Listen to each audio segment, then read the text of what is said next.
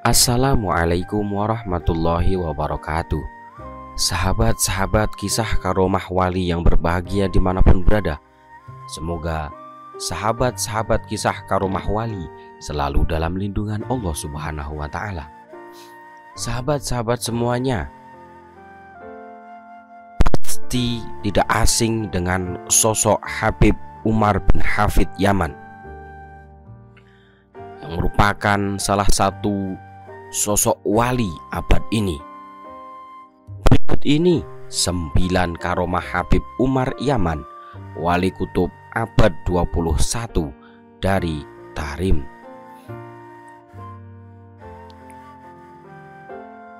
Habib Umar bin Hafid dari Yaman, nasabnya tersambung sampai Kanjeng Nabi Muhammad SAW,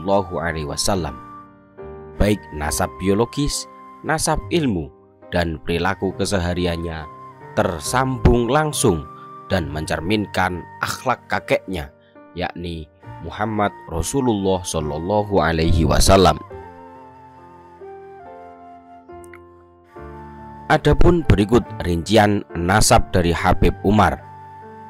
Habib Umar bin Muhammad bin Salim bin Hafid bin Abdullah bin Abu Bakar bin Aidrus bin Umar bin Aidrus bin Umar bin Abu Bakar bin Aidrus bin Husain bin Asy'ah Al-Kabir Al-Kutub Asy-Syahir bin Abu Bakar bin Salim bin Abdullah bin Abdurrahman bin Abdullah bin Sayyidina Syekh Al-Imam Al-Kutub Abdurrahman As-Sagaf bin Syekh Muhammad Maula Dawilah bin Syekh Ali Sahibud Darb bin Sayyidina Imam Alwi Al-Ghuyur bin Sayyidina Imam Al-Faqih Muqaddam Muhammad Sayyidina Ali bin Sayyidina Imam Muhammad Sahib Mirbad bin Sayyidina Imam Khaliq Qasam bin Sayyidina Alwi bin Sayyidina Imam Muhammad Sahib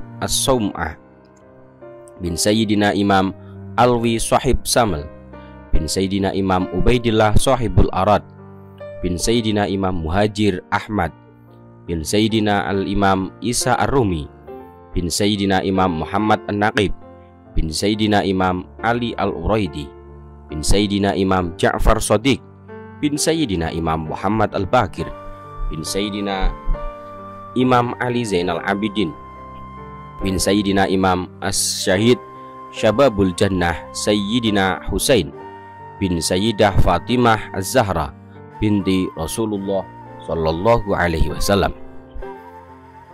Habib Umar bin Hafid dilahirkan sebelum fajar pada hari Senin 4 Muharram 1383 Hijriah atau 27 Mei 1963 Masehi di kota Tarim.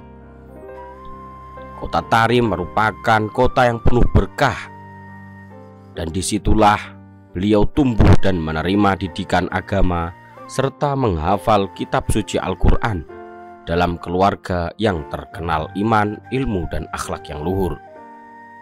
Berikut ini 9 karomah Habib Umar bin Hafid Yaman. Pertama, sembuhkan anak yang jalani operasi. Pada 9 November 2015, saat kajian majelis Rasulullah Shallallahu Alaihi Wasallam, pengasuh majelis Warasatul Mustafa Jakarta, Sayyidil Habib Muhammad Al-Bagir bin Alwi bin Yahya menceritakan bahwa belum lama ini, kurang lebih seminggu yang lalu, ada seorang jamaah yang sedang dalam perjalanan melihat seorang anak kecil yang mengalami kecelakaan tertabrak di depan kendaraannya. Waktu itu tidak ada seorang pun yang berani menolong. Akan tetapi jamaah tersebut tergerak hatinya untuk menolong si anak ini. Saat jamaah tersebut melihat, ternyata kepalanya hancur. Kemudian segera dibawanya anak tersebut ke salah satu rumah sakit terdekat. Tetapi melihat keadaan yang parah dari si anak, rumah sakit tersebut tidak mampu menerima dan tidak sanggup untuk menanganinya. Kemudian bergegaslah jamaah tersebut membawa anak ini ke rumah sakit berikutnya dengan penuh keyakinan dan harapan besar atas kesembuhan anak ini. Dalam perjalanan, ia pun terus bertawasul memohon pertolongan kepada Allah Subhanahu wa Ta'ala dengan mengatakan, "Ya Allah, dengan keberkahan guru mulia Al-Habib Umar bin Muhammad bin Salim bin Hafid dan dengan keberkahan Syekh Abu Bakar bin Salim, mohon tolong ya Allah anak ini." Ia bertawasul dari hatinya yang paling jujur kepada Allah. Kemudian sampailah ia ke dalam rumah sakit, lalu ditangani oleh dokter dan diobati dengan segala macam. Setelah mendapatkan pertolongan pengobatan, subhanallah, dirapikan kepalanya sampai dokter berkata, ini terkena selaput otaknya, sehingga dilakukan tindakan operasi oleh pihak dokter. Singkat cerita, selesai operasi, sadarlah anak ini. Setelah sadar dengan polosnya, ia mengatakan, "Di mana orang yang tadi memberi saya makanan yang pakai sorban di kepalanya?" Seisi ruangan tersebut pun dibuat bingung oleh pertanyaan si anak tersebut.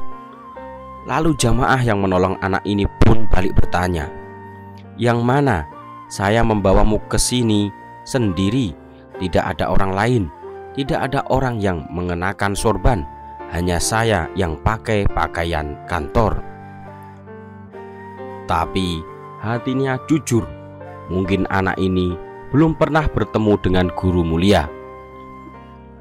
Kemudian dilanjutkan oleh si anak dengan mengatakan, "Itu yang jenggotnya merah." Mendengar pernyataan anak ini, teringatlah Habibana Umar bin Hafid di benak jamaah tersebut. Lalu ia ambil handphone miliknya dan mencari foto guru mulia. Kemudian ia tunjukkan kepada anak ini dan menanyakannya, "Yang inikah orangnya?" Dan lagi-lagi dengan polosnya si anak itu menjawab, "Iya, yang ini orangnya. Tadi dia kasih makan saya yang enak-enak." Masya Allah. 2. Kisah Habib Umar bin Hafid menaklukkan jin Malaysia. Seorang santri Darul Mustafa dari Malaysia mendapat kabar yang cukup mengagetkan dari keluarganya di rumah. Kabarnya, ketika itu saudarinya yang di rumah sedang dirasuki oleh jin. Pihak keluarganya telah mengusahakan berbagai cara untuk mengeluarkan jin itu, tapi ternyata hasilnya nihil. Akhirnya santri ini berinisiatif untuk meminta bantuan kepada gurunya, Guru Mulia Habib Umar bin Hafid. Setelah Guru Mulia selesai menunaikan sholat, salah satu santri tadi memberanikan diri maju untuk mengutarakan hajatnya.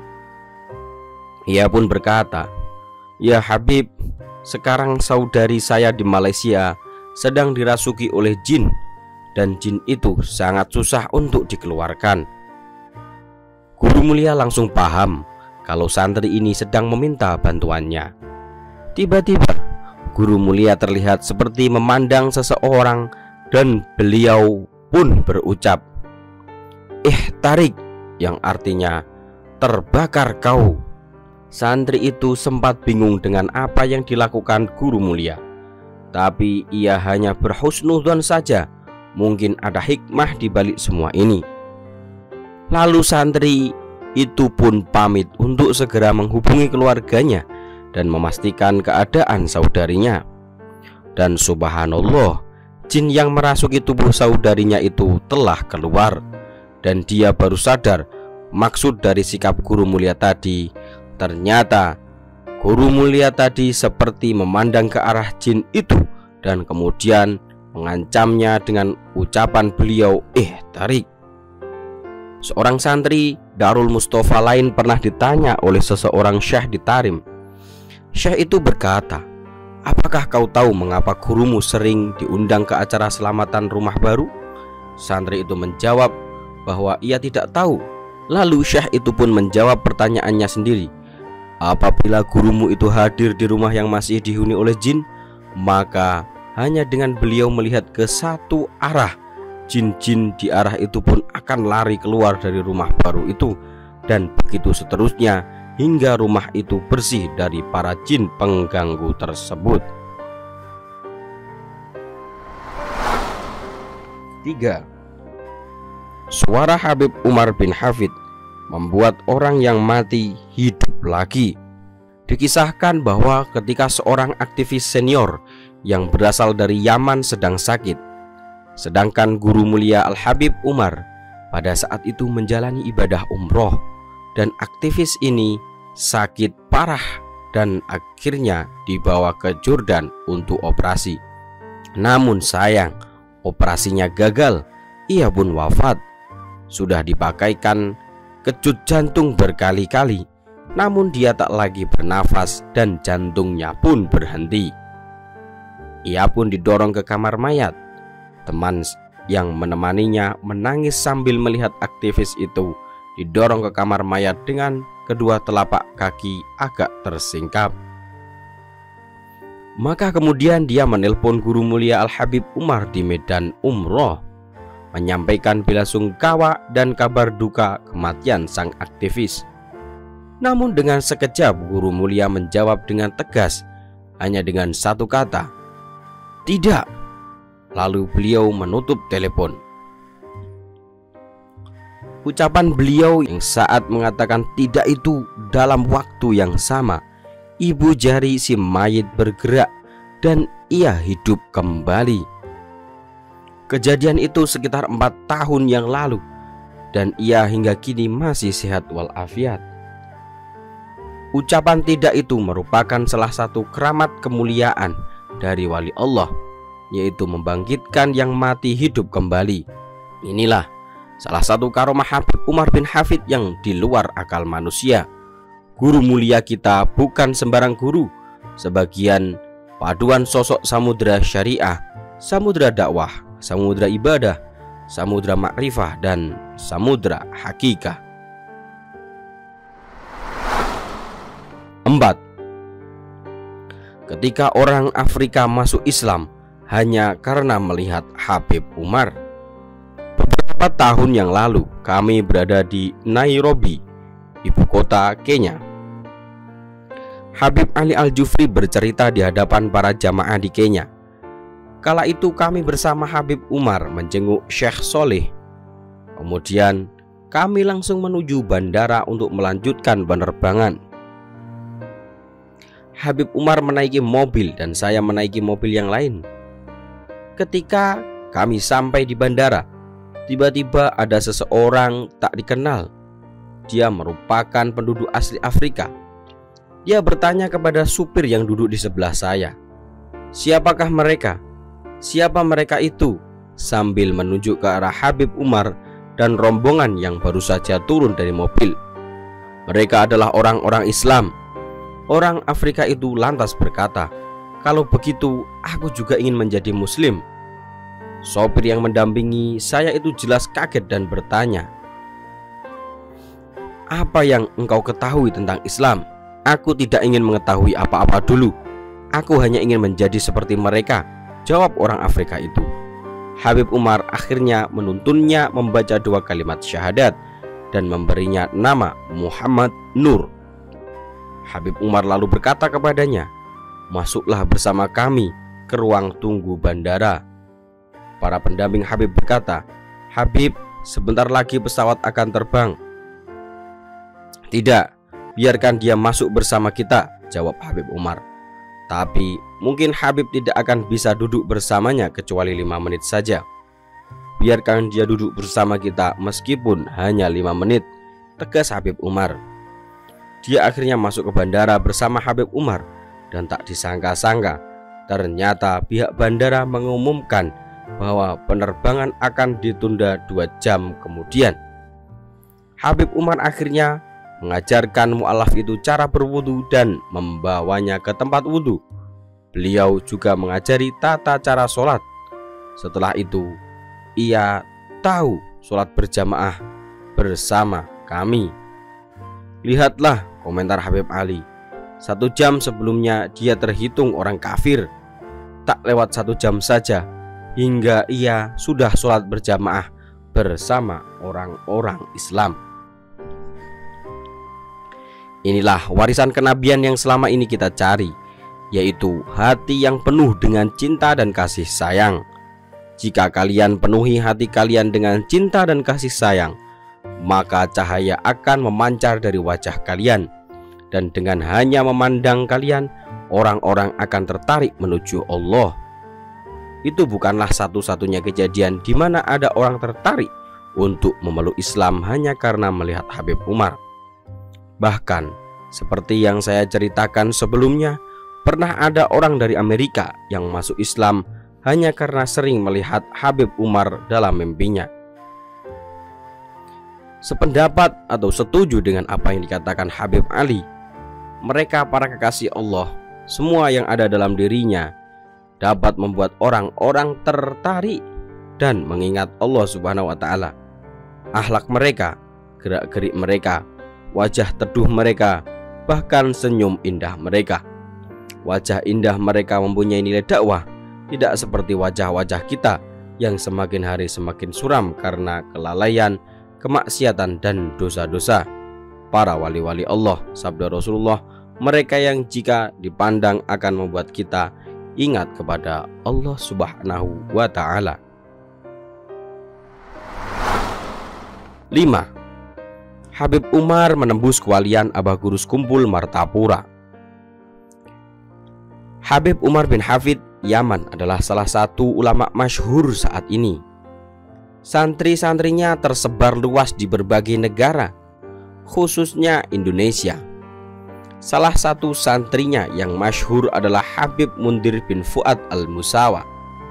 Keulamaan dan kewalian Habib Umar diakui banyak kalangan, terlebih dalam menjaga bumi Hadramaut sekarang ini. Nama lengkap beliau adalah Habib Umar bin Muhammad bin Salim bin Hafid, pendiri dan pengasuh pesantren Darul Mustafa di Tarim Hadramaut, Yaman, khusus putra. Istri beliau bernama Syarifah Nur Al-Haidar, pengasuh pesantren Daruz Zahra khusus bagi putri.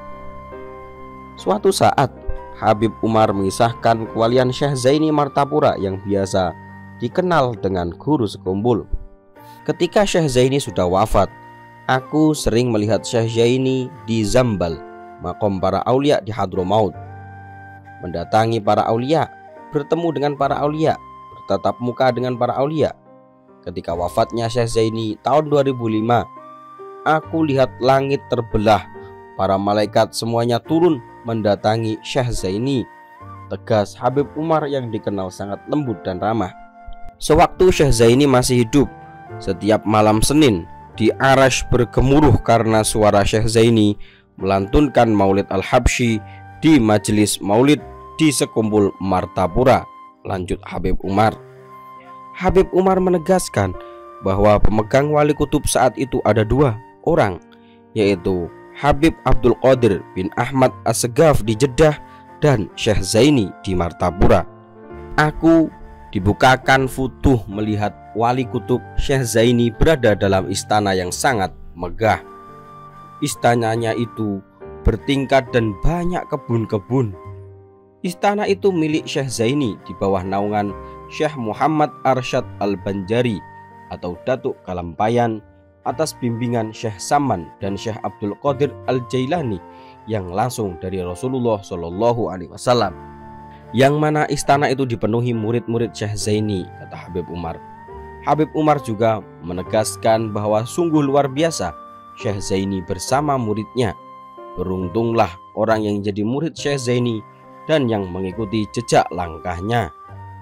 Aku pun kalau datang ke Banjar pasti ziarah ke kubur Syekh Zaini, minta berkat beliau. Itulah sebagian dakwah Habib Umar saat beliau nginap di asrama Haji Banjarbaru tahun 2009. Tahun 2009 Habib Umar datang ke Banjar bersama istri beliau. Saat itu juga istri beliau Hababah Nur Al-Haddar memberikan tausiah di rumah Ustadz Solahuddin di Sekumbul, sekaligus mengijazahkan cadar bagi perempuan muslimah. 6. Mimpi bertemu Habib Umar. Santri nakal itu hilang keinginan maksiatnya. Kisah ini disampaikan Kiai Haji Ismail Amin Khalil, cicit Syekhona Khalil Bangkalan, yang jadi santri Habib Umar. Dari sekian banyak karomah dan tanda kewalian Sidil Habib Umar, salah satu yang paling tampak adalah banyaknya orang yang ditemui atau didakwahi beliau di alam mimpi. Sampai sekarang saya masih sering dicurhati atau ditanyai mereka yang mengaku didatangi beliau dalam mimpi mereka. Bahkan ketika kemarin saya mengadakan survei di Instagram, ada sekitar 600 lebih sahabat yang menyatakan pernah melihat beliau dalam mimpinya. Saya sendiri pernah bermimpi beliau, bahkan dulu sebelum saya bertemu beliau untuk pertama kalinya. Ketika itu tahun 2012 di Kraksan, Probolinggo. Setelah membaca salah satu kitab beliau berjudul Mamlakatul Qalbi wal Ado, saya pun tertidur. Dalam mimpi beliau duduk di hadapan saya. Kala itu beliau berkata, "Ya Ismail, Iqra," atau yang artinya, "Ismail, bacalah." Alhamdulillah setelah itu saya bisa sampai ke Tarim, mengaji kepada beliau, dan berkali-kali membaca kitab di hadapan beliau. Mengenai keistimewaan beliau yang satu ini, saya ingat dulu ketika mengadakan perkumpulan bersama para pelajar Darul Mustafa, Habib Mundir pernah bercerita. Dulu di zaman kami, ada salah satu murid Habib Umar melakukan pelanggaran berat. Habib Umar marah besar. Saya tidak pernah melihat beliau marah seperti waktu itu. Memang jarang sekali beliau marah, bahkan hampir tidak pernah. Akhirnya anak itu dipulangkan. Sepulangnya ia ke Indonesia, perbuatannya semakin hari semakin parah. Setiap malam ia pergi ke diskotik dan minum minuman keras. Akhirnya dia dikenal di antara kami sebagai murid yang mendapat murka Habib Umar. Ketika saya pulang ke Indonesia, saya mendengar bahwa anak itu meninggal dunia. Saya lantas datang ke rumahnya untuk bertakziah. Di sana saya bertemu dengan ayahnya. Sambil menangis sang ayah bercerita, "Alhamdulillah, anak saya itu sudah bertaubat sebelum ia wafat." Seminggu sebelum wafatnya, ia bermimpi bertemu Habib Umar, padahal sebelumnya ia sama sekali tidak pernah bermimpi beliau. Beliau pun berkata pada anak saya, "Sekarang sudah tiba waktumu." Keesokan harinya, ia mengaku bahwa semua keinginannya untuk bermaksiat telah hilang. Mulai saat itu, yang dikerjakan hanyalah pergi ke masjid, membaca Al-Quran dan berdoa sambil menangis dalam sholat tahajudnya. Sampai akhirnya ia wafat seminggu setelahnya. Banyak orang yang mengaku pernah berjumpa Habib Umar dalam mimpinya. Bukan hanya murid-murid beliau dan para muhibbin, tapi juga mereka yang tak mengenal Islam sama sekali, dan juga tak mengenal siapa itu Habib Umar. Dulu ada orang Amerika datang ke Tarim dan masuk Islam karena sering melihat Habib Umar dalam mimpinya. Begitu tulus dan ikhlas Habib Umar dalam berdakwah dan menebar kebaikan. Sampai-sampai Allah tidak hanya menguatkan dakwah beliau di alam nyata, tapi Allah juga menyebarkan dakwah beliau dalam tidur lelap hamba-hambanya. Dengan niat tulus dan tekad agung untuk menebarkan ilmu dan kebaikan yang para wali miliki, mereka tidak hanya bisa berdakwah dan menyebar cahaya kebaikan dengan jasad mereka di alam sadar saja, tapi demi tujuan itu, ruh-ruh mereka juga bisa terbang bebas dan berkunjung kemana-mana. 7. Kisah Habib Umar Yaman Islamkan 2.900 orang di Burtonia, Inggris. Al-Habib Qasim bin Husain Al-Attos, khodim guru mulia ketika di Darul Mustafa, menceritakan kejadian yang beliau dengar langsung dari lisan Al-Habib Muhammad bin Umar bin Hafid, putra guru mulia. Suatu waktu, murid Al-Habib Umar bin Hafid di Brutonia, Inggris, membuat acara semacam seminar dalam satu gedung yang berkapasitas 3.000 peserta, yang kesemuanya dari kalangan profesor, doktor, dan kalangan terpelajar, namun semuanya beragama non-muslim. Seperti biasa, sebelum berceramah, guru mulia terlebih dahulu membaca rotib Al-Atos, Maulid Ad-Diyah Ul-Lami, yang telah ada terjemahan bahasa Inggrisnya. Di saat Mahalul Qiyam berdiri tengah pembacaan Maulid Nabi, semua ikut berdiri dan hampir semua peserta menangis. Selesai membaca Maulid Nabi, guru mulia Habib Umar bin Hafid pun memberikan ceramah. Akhirnya ceramah usai dan guru mulia keluar dari gedung hendak menuju ke mobil. Sesampainya di mobil, ternyata murid Habib Umar dari pihak kru event tersebut meminta beliau untuk masuk kembali, karena katanya jamaah di dalam gedung masih belum puas mendengar ceramah guru mulia. Akhirnya guru mulia balik dan kembali lagi ke gedung tersebut. Setelah beliau naik panggung, beliau bertanya ke seluruh peserta seminar, "Kenapa kalian memanggilku kembali?" Jawab peserta, "Kami ingin masuk Islam, mengucapkan syahadat melalui kamu." Subhanallah, tidak kurang dari 2.900 peserta masuk Islam pada waktu itu. 8. Kisah dakwah Habib Umar kepada para pemain sepak bola. Suatu hari tatkala Habib Umar bin Hafid memulai dakwahnya di Baido, yang didatanginya justru ke tempat orang-orang bermain bola. Beliau menonton mereka bermain bola sampai selesai. Tentu para pemain bola itu berpakaian seperti pada umumnya, bercelana pendek, sedangkan Habib Umar berpakaian seperti layaknya para ulama juru dakwah, berjubah lengkap dengan imamah dan sorbannya. Sesudah itu, Habib Umar pun mendekati kedua kelompok pemain sepak bola itu, lalu berkata, "Aku telah menyempatkan diri menyaksikan permainan bola kalian tadi. Sekarang sudilah kiranya kalian berkenan memperhatikanku.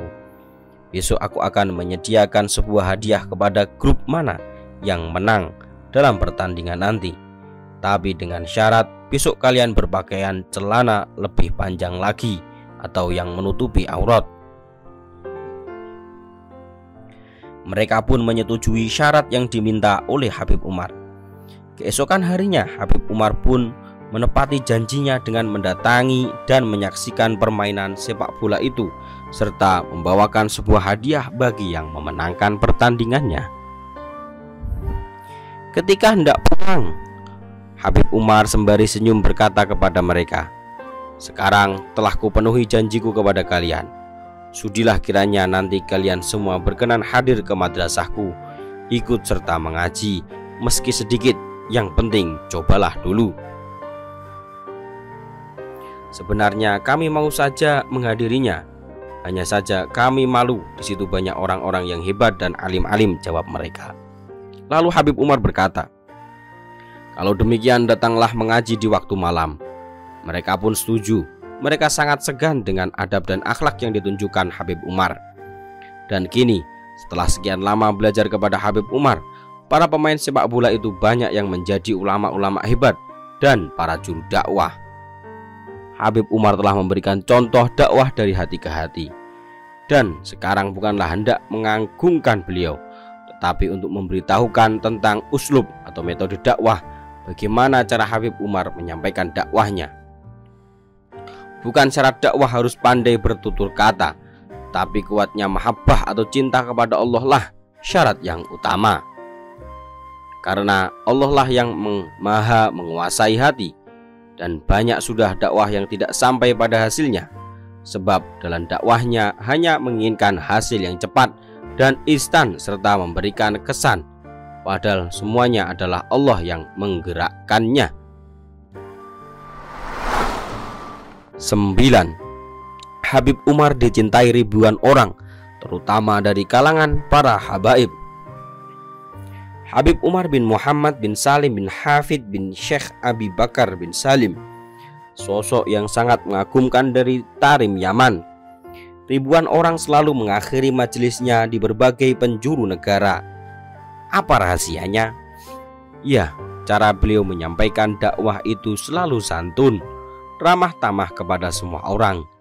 Beliau tidak pernah menghina orang, tidak pernah menyinggung perasaan orang, dan selalu senyum kepada semua orang. Beliau mewarisi sifat akhlak datuknya, yaitu Sayyiduna wa Habibuna Muhammad sallallahu alaihi wasallam. Saya menyampaikan dakwah beliau itu yang sangat disukai oleh orang banyak, yaitu beliau menyampaikan dengan santun, lemah lembut, dan selalu mendoakan kepada semua umat Rasulullah.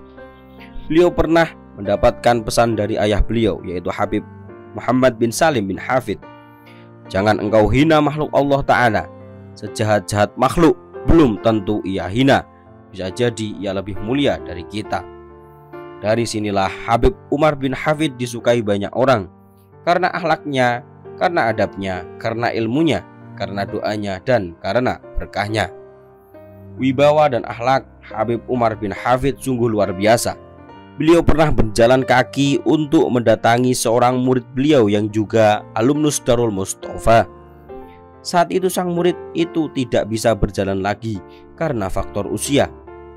Meskipun Habib Umar jadi guru bagi muridnya, Habib Umar selalu memuliakan murid-muridnya.